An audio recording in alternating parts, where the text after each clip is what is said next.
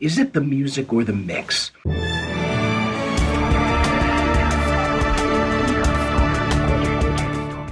Hi, welcome to Film Music Mentor. Today's topic, is it the music or the mix? So this can get a little bit misunderstood. I'm not referring to the end product. I'm referring to the process of working on your film. Very often working on a film, scoring a film, you work with a director, a producer, a group of people, one person, and you go back and forth about different elements of the music. So I've mentioned this in other videos before, that while you're working on the film, composers, especially me, I tend to have the music louder than it would be in the film itself, just because I'm listening to little details, and I'm working out parts, and I need to hear the music a little more clearly, but I also need to hear it in conjunction with the dialogue, sound effects, whatever. But I do have the music a little louder than it would be finally mixed. And going back and forth with the director or producer several times in a day, sending, what I like to do is I like to send clips by Vimeo. That way they can see and hear. They're not just listening to music without the picture reference, which is really, really important. But music has a lot of purposes. And sometimes a film director doesn't like a cue, but sometimes it's not the music that they don't like. It's just some things are out of proportion.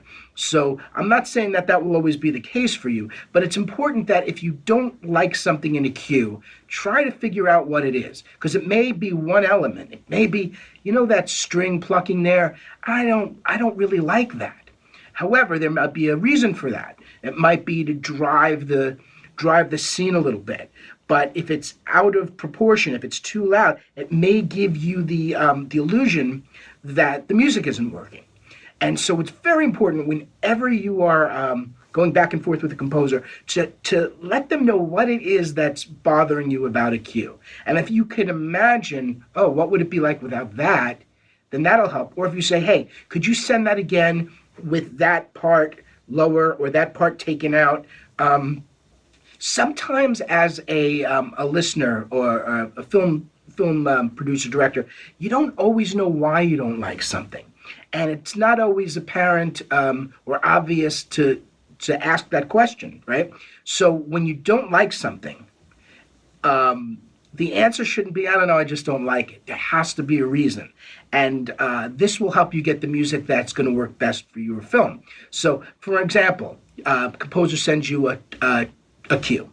And like I said, I like to do everything with visuals for my clients because it just makes their life a whole lot easier.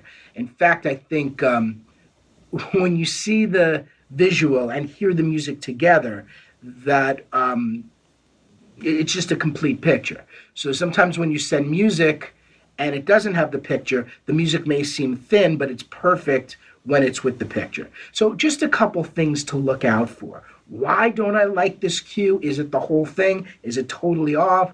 Or is it an element? And is it an easily fixable thing? Is it just a mix? Like a comment I'll sometimes get is, hey, can you make the music so it doesn't cover up the dialogue that much? Any composer who's got any experience at all is going to avoid writing music that interferes with dialogue from the get-go. But very often people like myself, other composers, we can hear what it will sound like without it sounding like that, if that makes sense. In our mind's ear and in our brain, we just know this element is going to be lower, that element's going to be louder, there's going to be no hiss in the dialogue, there's not going to be this, there's going to be that. So we know how things will sound without it actually sounding that way yet. Sometimes composing is like sculpting. You have the block there and you need to chip away at all the things to get the thing you're hearing in your mind's ear. Is that a thing? I've never heard that. I've heard your mind's eye, but it's music we're talking about. So in terms of getting the communication with the music person you're working with, whether it's a composer or someone playing it, it's probably a composer. So when you're getting this communication about I like this, I don't like this. It's important to be specific, and that I've said over and over and over again. And give it a few tries. When you're asking someone to create from scratch this thing in your head that you're not totally sure of what it sounds like, give it a few tries. Go back and forth a little bit. I know for myself, and I think this is true for any composer, if you can give them a few hour window or a day where you're just not with them but available to listen to something and comment back, so they can attack it when it's in their mind and the materials working through their heads and their fingers and their computers or however they're working. So ask yourself this question: is it something I don't like, or is it just in the wrong proportion? And ask that question. Hey, Andrew, could you send me that cue again, but lower that string sound? Or you don't even have to know what it is. There's something that's going bum, bum, bum, bum, bum, bum, bum, bum, bum, bum. It sounds a little loud and it's distracting to me. Does that have to be there? Can we make it lower? As opposed to, no, this doesn't work. So it's difficult. We all listen to music.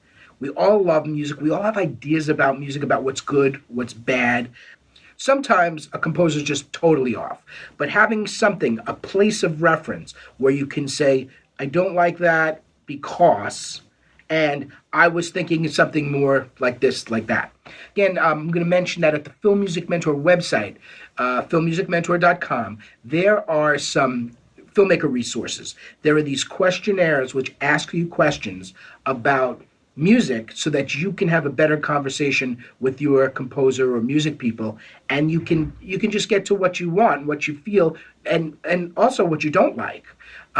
Sometimes filmmakers have instruments they just hate, and they don't realize they hate it because they have so much on their mind, and the composer comes in and there's all these xylophone cues, and you hate the xylophone and you never mentioned it, you never thought to mention it, and it's okay. So again, make sure it's not the music, it's the mix, but it may be the music. Just ask yourself the question: could this cue work if it were altered? Could this cue work if it was in the correct proportion, volume-wise, to everything else? Because remember, mixing is complicated, and it's all about the volume, right?